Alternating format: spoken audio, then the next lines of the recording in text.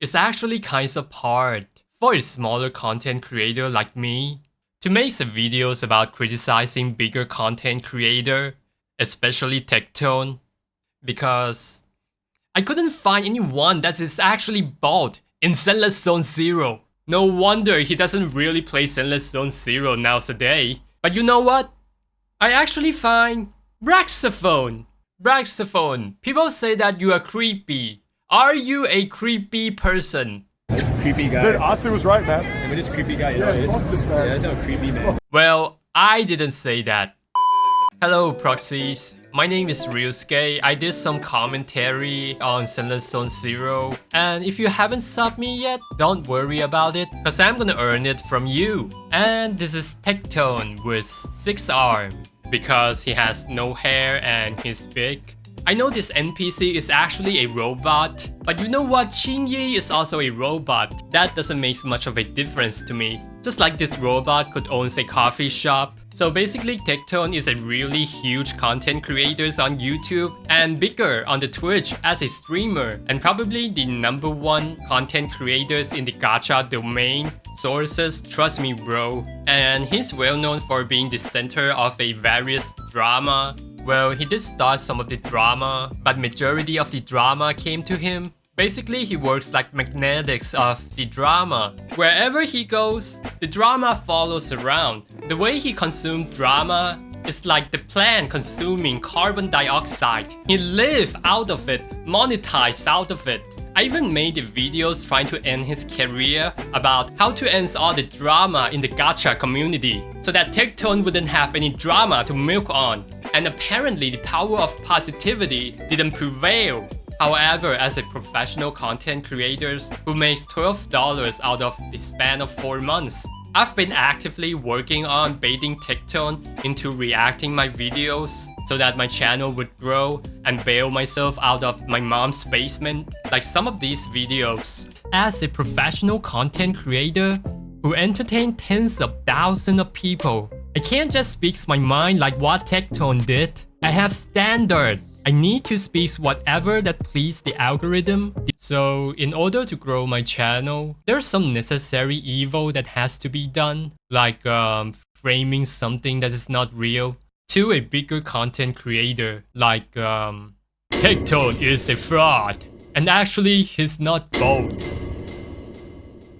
Or you can just like and sub me. But it seems like if I don't tag his name or just put him on the thumbnail and the title, he wouldn't actually react to it. While I wasn't able to get Tectone to take the bait, the smaller Tectone did. Heck Juice, she actually reacted to my videos. I was kinda surprised by that, cause my channel was like 34 sub at the time. And 4 of them are like my sub account, my brother, my mom, and my dog. And she brought in about 80 to 90 subs, basically tripling my sub count at the time. And Hick Juice, if you are watching, thanks a lot. Even though I can see that she came into my videos with bias, because there were some smaller creators out there cause a scene in the Tectone community when that videos was uploaded. So it's totally understandable that she would expect the most unhinged takes and opinions from my videos. And it's also kind of incredible to see how she breaks her bias in the middle of the videos when she's reacting to me. Big prompt to that. Now let's get back to Tectone. So I've been watching Tectone from time to time when I was playing Honkai Star Rail, so I've been missing out all his Genshin sagas. Neither I feel the need to catch up all the trilogy of that, but I do know about the Staff of Homa incident and the Klee incident, because the algorithm wouldn't stop recommending to me at the time. And I did listen to the whole Tectone Dr. K episode and watch him stripping himself while pulling for Kafka and yell like a madman. Yes! Yes! Hey, that's a good content, Tectone. So yeah, I do consider myself I know about Tectone, probably slightly less than an average Tectone fans. I think majority of the content creators out there, if they receive some hate comment, or even if they see somebody is doing something diabolical, they wouldn't call them out and minding their own business, doing their own content. And I don't think Tekton is the types of person that is going to pull his punches back when he's challenges with these negativities. And I think that somehow spiral him into the types of content that he's making today. Because if you look at his early content, it would be about his opinions on the game, how to make the game better, and covering some of the guy on the gacha game. I don't think he started his channel to make himself the center of the drama in mind. It's like how I started this channel as about language learning and commentary, but then I cater my content toward the Zenless Zone Zero because it simply get more views. Of course, I'm not saying that I don't like it.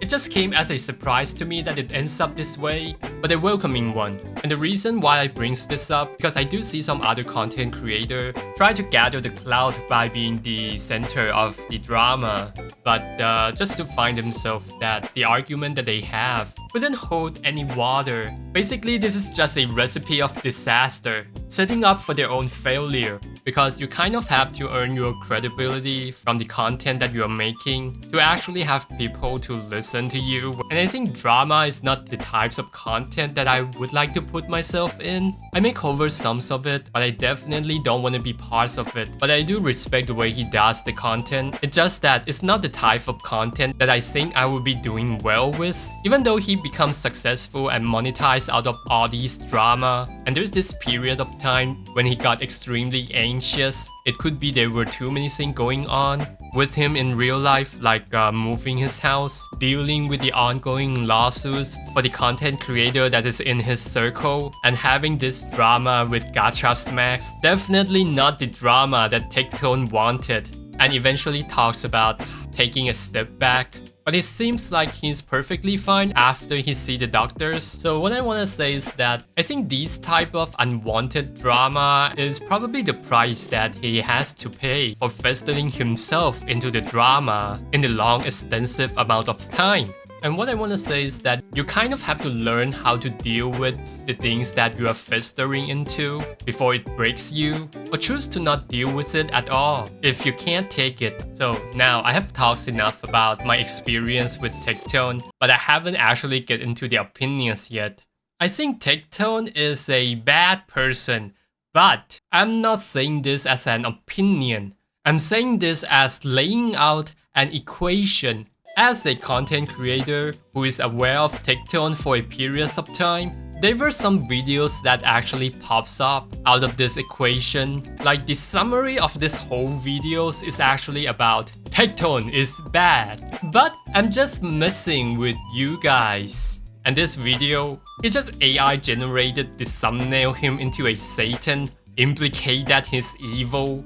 And the TLDR of the whole videos was like, Tekton is bad, but he's actually kind of good. But as soon as you are feeling creative and change this formula from but into because, you're gonna fumble really hard. Basically, the whole sagas of this guy can be summarized as Tekton is bad because he's free to play.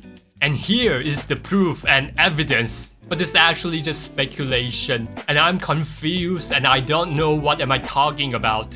And for this Asu guy, his whole saga is basically Tekton is bad because I wrote 43 pages of PDF. And the whole community just pointed pitchfork at him because those 43 pages were a bunch of horseradish about why he's not at fault to bail himself out. So the most important lesson we could learn from Asu is that 43 pages is not enough to bail yourself out. You gotta prepare 44 pages for the smooth landing if you wanna talk shit about Tekton. I mean, just look at Heck Juice. She just get away with 44 pages. And I think the reason why Tekton is still able to hold his ground, even facing intensive amount of drama, I think it's probably because he doesn't actually fake things to hurt other content creator. He doesn't lie to the audience. I do see he exaggerates his performance in the stream or on the YouTube, but that shouldn't mix with straight up lying with malicious intent.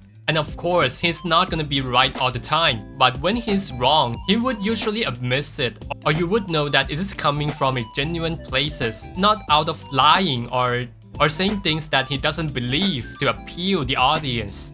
And I think this is why his audience keep following him. And the other thing is that he's really good at calling out bullshit from other content creators. And I think that's the main reason why people comes to his channel who looks for what actually happens behind the scene. And every time when he did that, he would inevitably make some enemy along the way.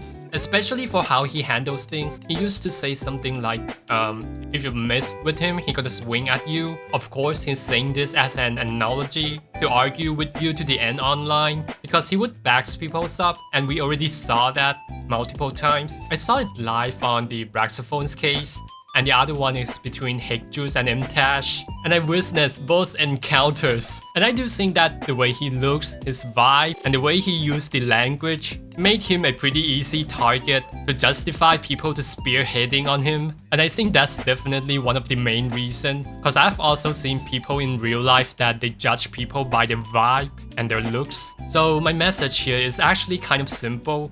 Try not to judge people by their vibe and what they say, and judge them by their action, and don't judge things out of the rumors, and do some fact checks. And if you're not bothered to fact check it, then just stay out of it, because you're not forced to pick a side, because in the end it's really not your business. And maybe realize that when somebody doesn't have the exact same opinions with you, doesn't make them your sworn enemy.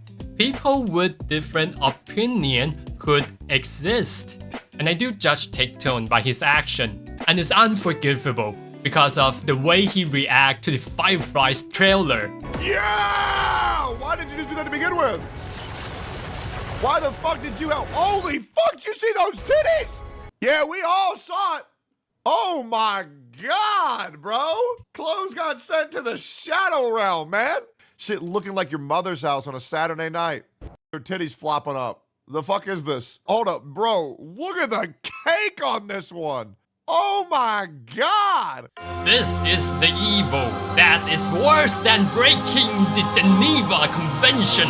I've been cursing Tectone over this every day and every night.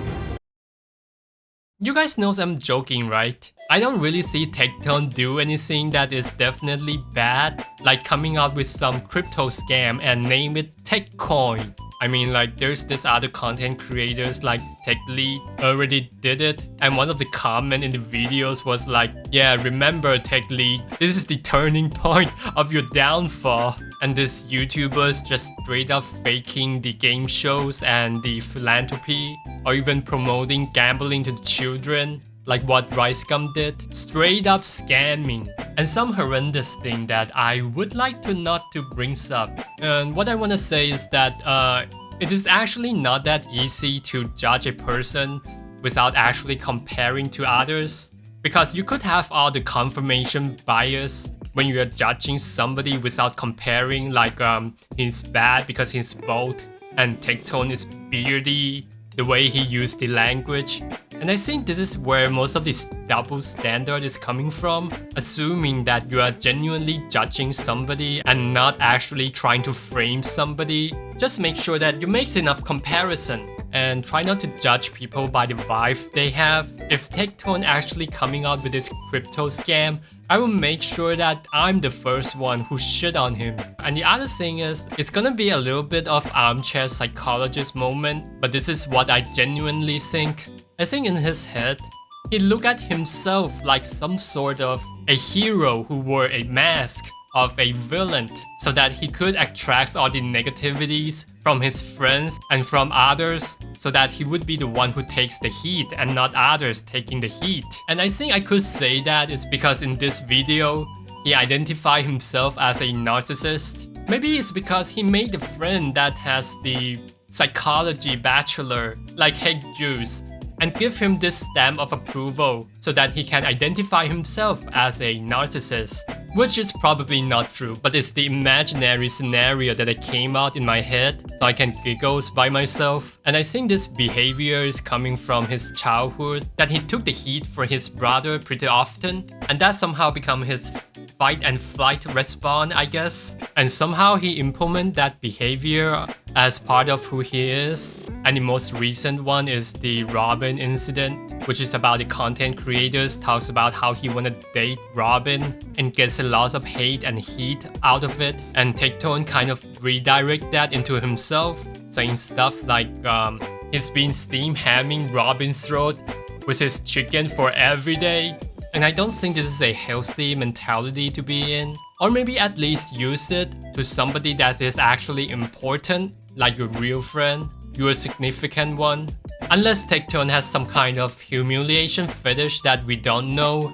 And one last thing is maybe we shouldn't take things online too seriously.